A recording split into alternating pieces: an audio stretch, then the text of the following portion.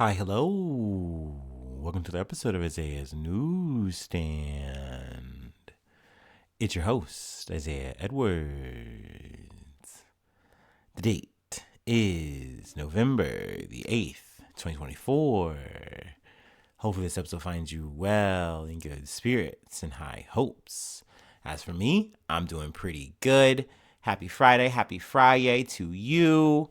Hopefully this energy catches you well. If it's on a Friday, no, I'm getting at the end of the night. Probably by the time you listen to this, it will not be on a Friday, but that's okay. Hopefully you still get that energy. It still captures you, and you're just filled with vigor and vim. I don't know, but yeah, let's, how was the day? Like I said, for me, it was good.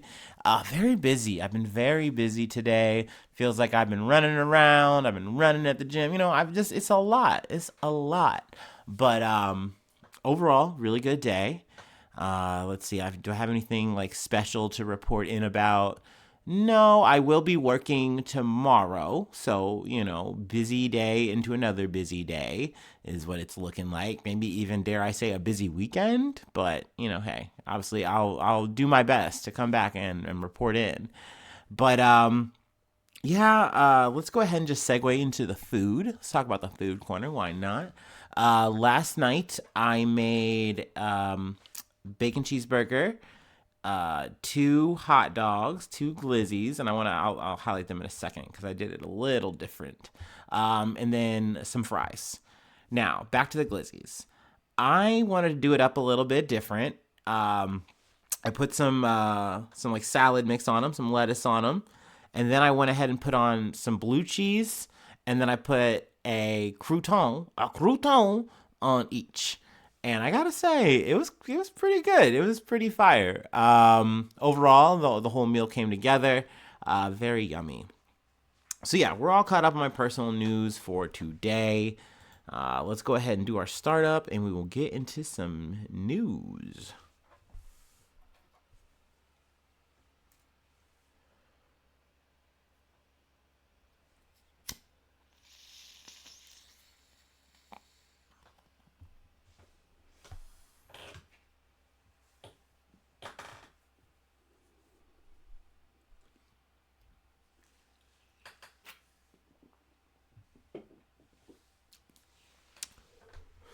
Ooh, okie dokie. Okay, from the Associated Press. 132 structures destroyed in Southern California wildfire as fierce winds expected to subside. A Southern California wildfire has destroyed 132 structures, mostly homes, in less than 2 days. Fire officials said Thursday, as raging winds were forecast to ease. The fire started Wednesday morning. Excuse me, as and has grown. Has started Wednesday morning in Ventura County and has grown to about 32 square miles, 83 square kilometers, at a 5% containment. Its cause has not been determined. 10 people have been injured in the course of the fire, Ventura County Sheriff James Fryhoff said. Most of them suffered from smoke inhalation and other non life threatening injuries. Fire officials said 88 structures were damaged, but did not specify whether they. Oh, sorry, an ad got in the way. I love when that happens. But did not specify whether they had been burned or affected by water or smoke damage. Some 10,000 people remained under evacuation orders Thursday as the mountain fire continued to threaten some 3,500 structures in suburban neighborhoods, ranches, and agricultural areas around Camarillo in Ventura County. County fire officials said crews working in steep terrain with support from water dropping helicopters were focusing on protecting homes on hillsides along the fire's northeast edge near the city of Santa Paula, home to more than 30,000 people. Scooping ahead here. I know it also did, some obviously like power outages and stuff like that. So obviously people without power. I actually skipped past it.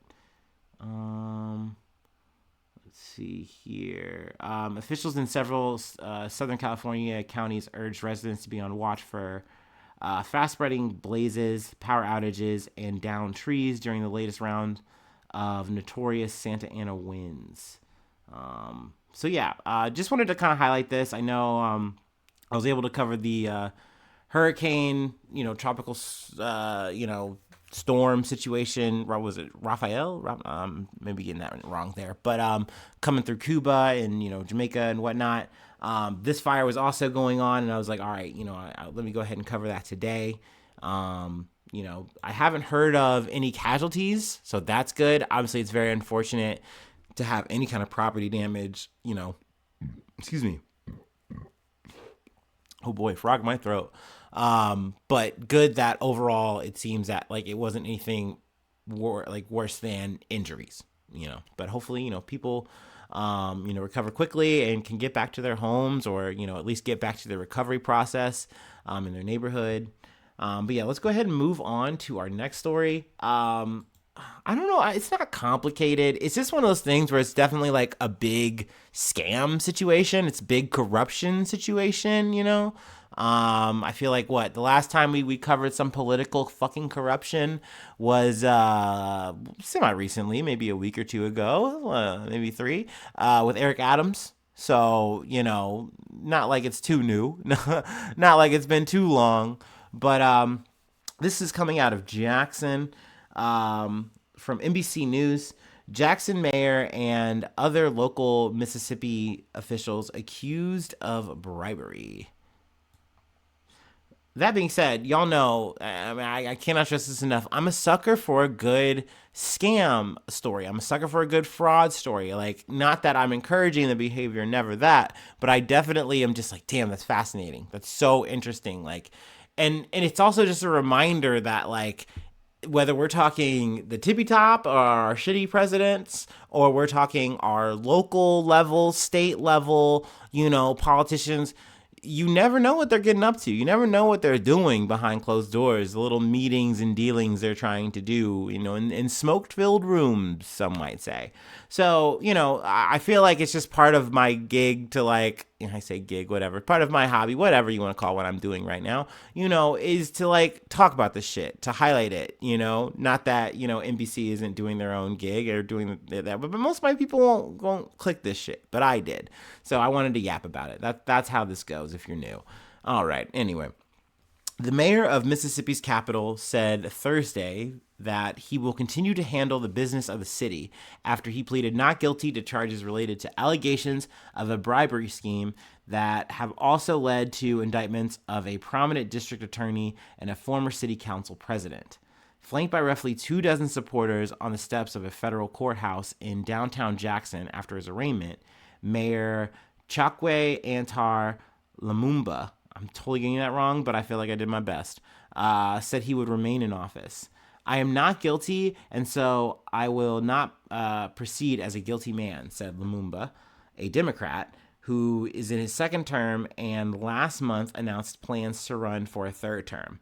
So he's definitely thrown out the spikes of like, no, this is political prosecution or persecution. They're trying to come for me because I'm trying to run again. Like, this is all a political hit job. I'm not guilty. That's more or less the framework in which he is putting this in. I just wanted to say that before we get into, the mix of things, the meat of it all.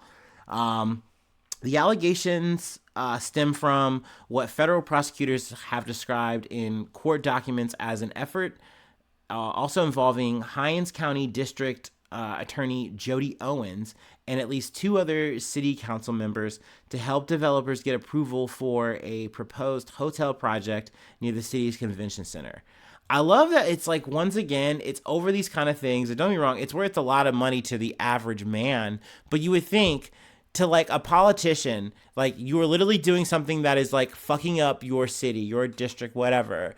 And like, no, it's worth it. It's worth my soul to make this X amount of money, that I could essentially spend through in a lifetime. It's not even like, that fucking deep when you actually usually like count the amount that each individual is getting out of this kind of fucking shit. But it's like, no, it's worth it to me. I'll become a demon. I will fucking suck the city dry to make this happen for myself because it's worth it. I'm not getting paid enough. And it's fucking sad. It's fucking pathetic. It's fucking infuriating, honestly.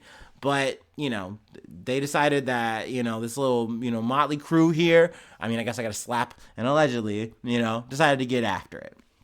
The city's efforts to get a hotel near the venue, which included taking out a multi-million-dollar loan in 2008 from the Department of Housing and Urban Development, stretched back almost 2 decades. It faced a June 2025 deadline to complete the project, according to the federal indictment outlining grand jury charges against Lumumba, Owens, and Banks. So those are the 3 guys that are more or less under the gun right now, at least in terms of charges and whatnot.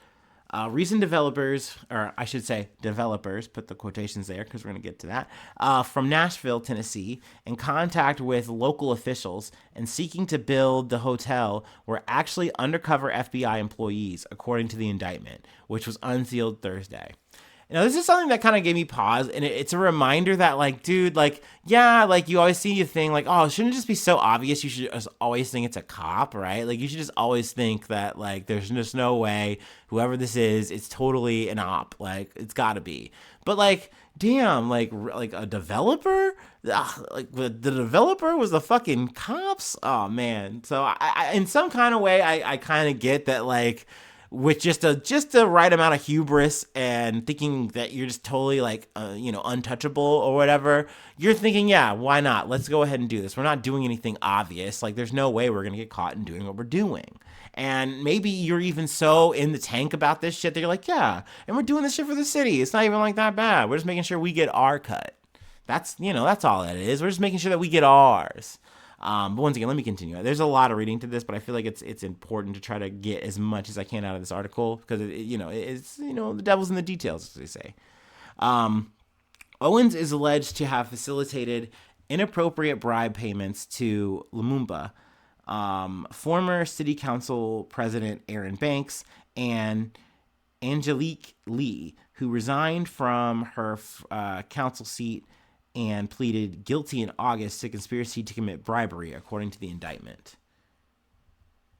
One of the developers approached Owens, a Democratic prosecutor who also owns a cigar bar in Jackson, in August of 2023, about potential real estate opportunities in Jackson, according to the indictment. Owens later told both developers that he had a big bag of fucking information on all the city councilmen that allowed him to get votes approved, according to the indictment. Now, y'all know, I'm just going to fucking say the word. They obviously edited it out there, but this is an 18-up podcast, so, fucking it is. And honestly, I mean, they get real explicit in these conversations. From another article that I was trying to use, but it was too bogged down with ads and shit.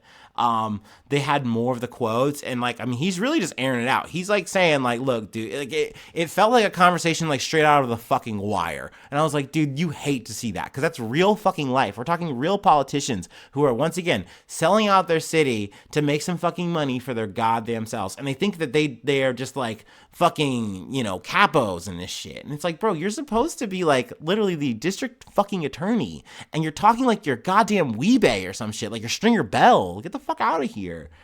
We're not up right now. Stop. Okay, sorry. Owens' charges include 1 count of conspiracy to commit federal program bribery, honest services wire fraud, and money laundering. 3 counts of federal program bribery and a count of lying to federal officers. Lumumba faces 5 charges, including 1 count of federal program bribery and another count of money laundering. Banks has been charged with 1 conspiracy to commit federal program bribery, honest services, wire fraud, and money laundering, in addition to a count of federal program bribery. Let's see here. Yeah, let's just keep reading. Why not? The indictment alleges that in April, Lumumba, Owens, and a relative of Owens, Sharik Marv Smith, took a trip on a private jet to Fort Lauderdale, Florida, paid for by the FBI on behalf of the developers.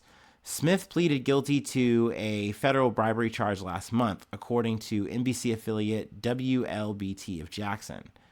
Authorities allege that during the trip, Lumumba, while on a yacht, accepted $50,000 concealed as five $10,000 campaign donations from developers and instructed a city employee to move up a deadline for interested parties to submit proposals for the hotel project, according to the indictment in a news release.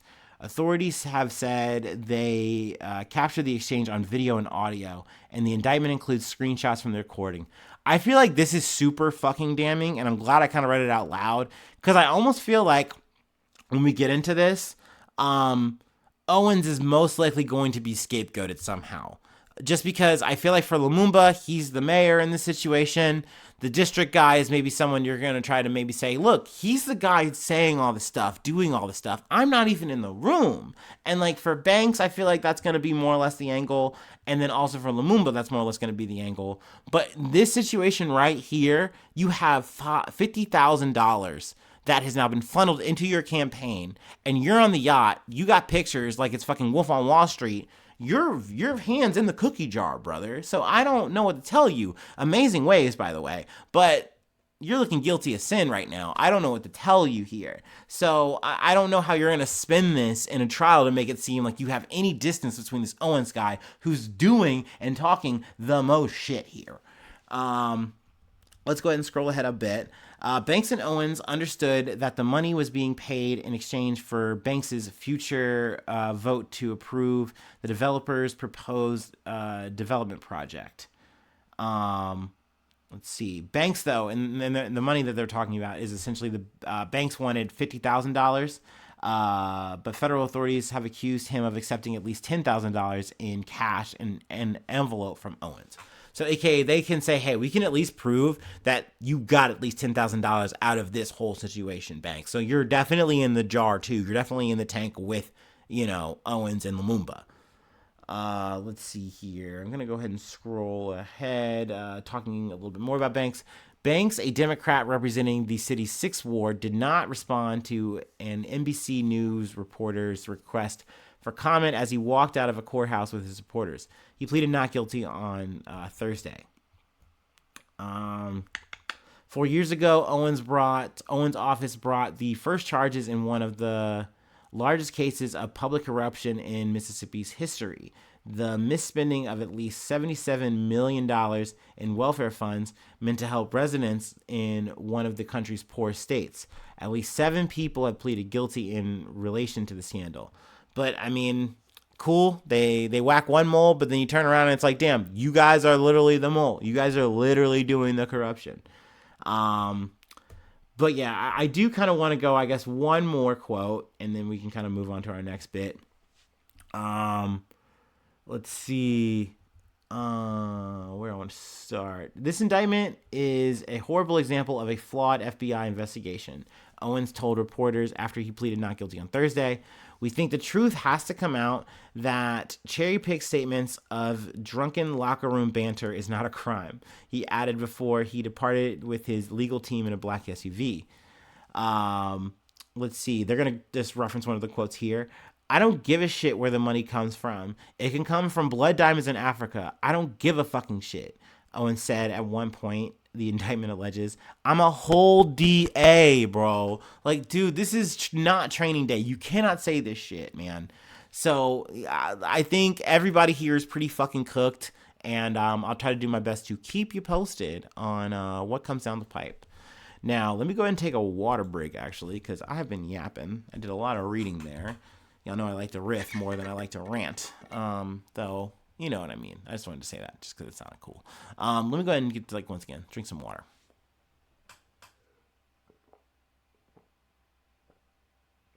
Oh. Ooh.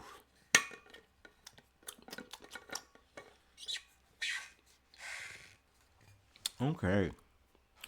Our next story comes from NPR. Authorities are investigating racist text messages sent to young African Americans. Love that. I love that for myself. I love that for, my community. I love that we're doing that now in Trump's 2.0 America. Anyway, let's get in. Multiple federal, state, and local authorities are investigating the origins of a series of racist text messages that were sent to black college and high school students over the past 2 days, which included messages about being selected to pick cotton at the nearest plantation. It's sick and it's wrong, says St. Louis Mayor Tishura Jones. Her 17-year-old son, a high school student, received the text message Wednesday night. This awful message that children around the country have been receiving about turning them into slaves and picking them up in an unmarked brown van, she says. I was furious. Her father, the student's grandfather, Vervis Jones, posted the message on social media. He says it is no joking matter to harken back to something as horrible as slavery. I know they may think it's funny, but I was born in Memphis, Tennessee in 1947 when Jim Crow was legal. So it's not funny to me, he says, which is always a reminder that the shit was not too long ago. But sadly, I mean, this has just been a growing trend just with the week. And I know, there's people on the right, obviously motherfuckers who are, big Trump supporters are like, look, dude, like, yeah, he's elected and nothing bad's happened. Nothing has changed. And it's like, dude, you don't get it. The emboldenment, like the empowering of this idea that now you can sound like him, be like him. It just immediately kicks back in for people. And like, I know for me, it was the tensions as much as ratcheted it up in my area. Like, no, I didn't see people driving down the highway with their Trump flags at my local UDF, like causing a ruckus or being, crazy and loud or whatever.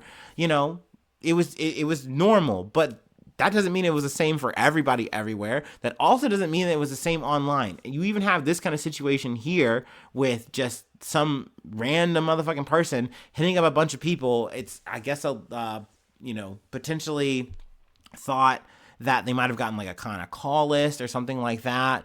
And they use that call list to kind of just say, hey, I'm going to send this message out to all these people. It might have been from the place that actually gathered the data in the first place. Nobody knows yet. That investigation is still going to be an ongoing thing. But to kind of speak further, as I kind of segue on, this is just like, once again, it's just more ratcheted, just cruel, evil, like medieval rhetoric. What is it, like Nick Fuentes? I feel like we've talked about him, not too much, but definitely a little bit. At least in terms of him, trying to hang out with Alex Jones, Kanye West, all the fucking freaks. But essentially, like, put up a tweet saying, your body, my choice, forever. More or less just in regards to like talking about like just controlling women, because like that's now like a thing again because Trump is in power. At least that's just the vibe according to him and others. And that's just one of the many motherfuckers who are coming out of the woodwork talking to women this way. Like crawling into their DMs, saying the shit out loud in threads and comments, whatever. And it's so.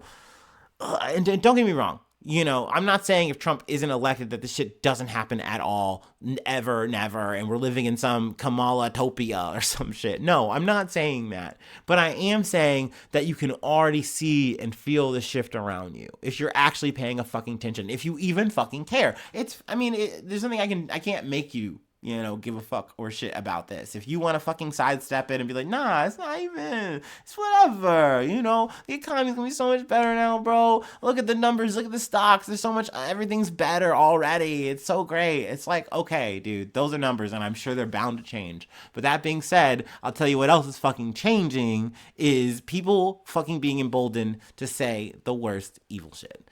So, is it concerning? Yes. Are we going to keep moving? Yes. So, shit don't stop. We're going to keep moving. We're going to keep doing our best. And, once again, it's just a reminder to look out for each other because, it's definitely hurtful. It can be traumatic, whatever the fuck, to, potentially receive a text message, see a tweet, get a message like this, whatever, in your DMs. But, like, that can sometimes just be the start of it. And that's why, I bring back up to, like, once again, we just got to do our best to look out for each other, to be vigilant, and to always just do our best to be caring, at least that's all I can say. But let's go ahead and move on to a person who is definitely not caring, who is definitely an evil scumbag fucker. I'm not surprised to be covering him again. It's not our guy, Johnny Somali. But let's go ahead and take our last break, and we'll go ahead and close it out.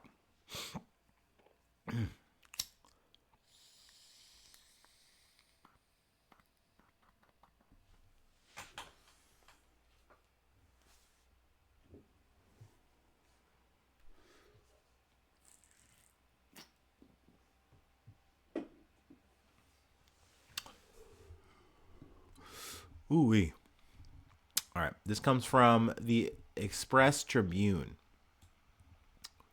Johnny Somali faces criminal charges in South Korea for disruptive live stream stunts. That headline should sound pretty familiar. He's just moving to a different country. Controversial live streamer Ramzi Khalid Ismail, widely known as Johnny Somali, is facing legal scrutiny in South Korea for his provocative behavior.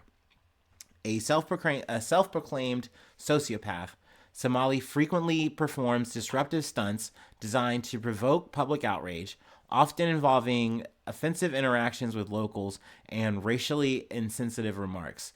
His conduct has led to widespread online backlash and real-life confrontation, especially in Japan and South Korea, prompting South Korean authorities to take action.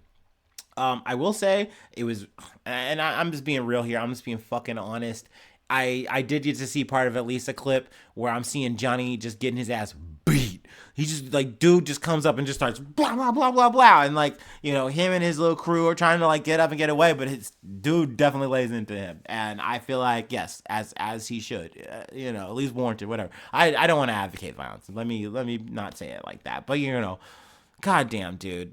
He's just such a piece of shit. During his time in South Korea, Somali, 24 years old, live streamed various incidents, including acts of vandalism, public harassment, and repeated desecration of World War II Comfort Women Memorial, a sensitive historical landmark, which is just why would you do this? And it's the answer is for attention. The answer is for clout. The answer is for money.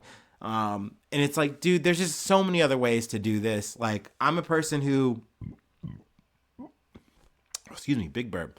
I would consider myself a big purveyor of content. I like watching live streamers. It's pretty much the main thing I watch. Actually, currently I am watching someone live right now, just on mute.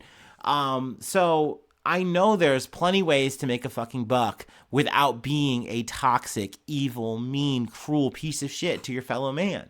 I watch it every day. Sometimes I even fall asleep to it. So the fact that there are people out there who make their living just being grifters, make their living being just mean to their fellow women, it's why? Why be this way?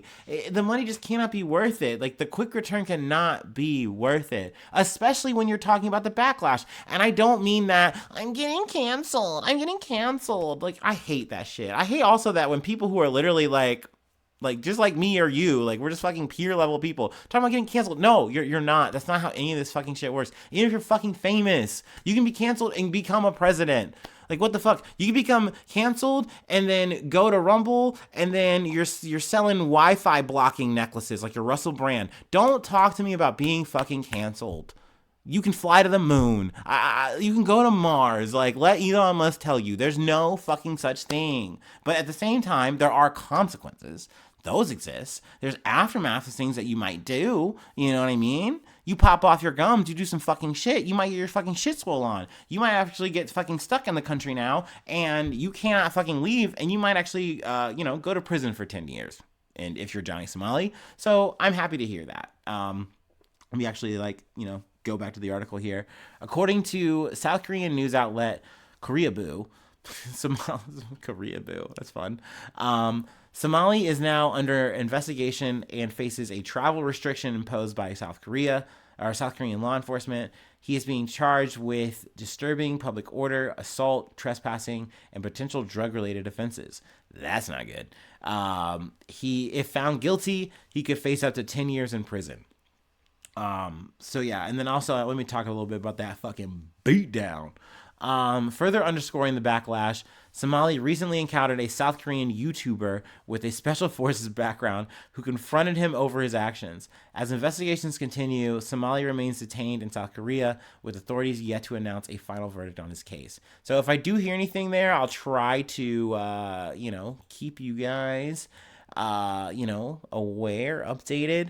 But yeah, I'm sorry. This was at least somewhat good news. Like, I cannot believe that he just was just not humbled, was not brought low enough to understand that it's like, dude, you have to stop doing this kind of shit for content. Can you just please just go and just hang out and just be a normal person? And he's like, nah, I can't. I won't. I'm just going to keep being just a piece of shit. And I'm glad he got his ass fucking beat up. Fuck him. I'm sorry. Whatever. Or should I say, I'm happy that people fuck around and find out. I used to tell my friends I don't like that phrase because I used to hear the first time I heard someone say this, it was I'm referencing an old clip. I don't have anything tangible to like tell you how. But anyway, essentially this old man, he's protesting. It might have been during like the George Floyd shit. I might be getting it wrong, but literally, you just have like this fucking cop. He just comes through and bashes old dude, and he just gets his fucking shit rocked. And I literally had someone who I thought was a friend. I played like Magic the Gathering with this motherfucker. Dude was like, yeah, play stupid games, get stupid prizes. And ever since then, I never liked any of these kind of genre of words of like fucking around, finding out. But it's like, you know what? It just is the way it is. You can call it karma. You can call it whatever the fuck you want. I give a fuck about verbiage as much these days, I guess is what I'm saying. But that being said, that person is no longer my friend anymore.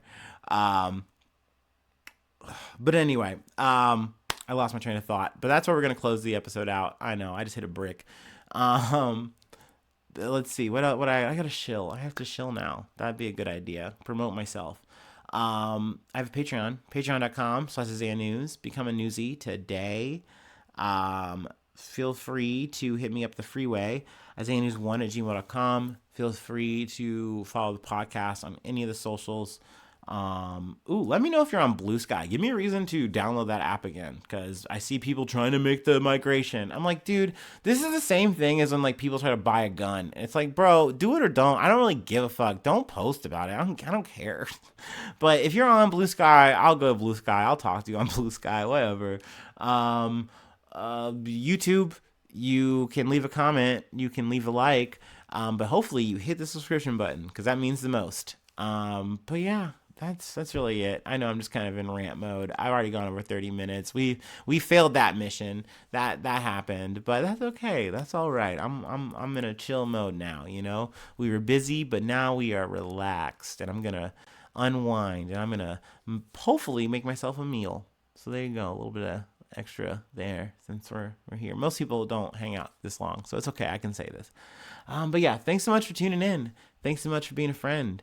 And hopefully I see you soon for some more good news. I love ya. Bye-bye. Mwah.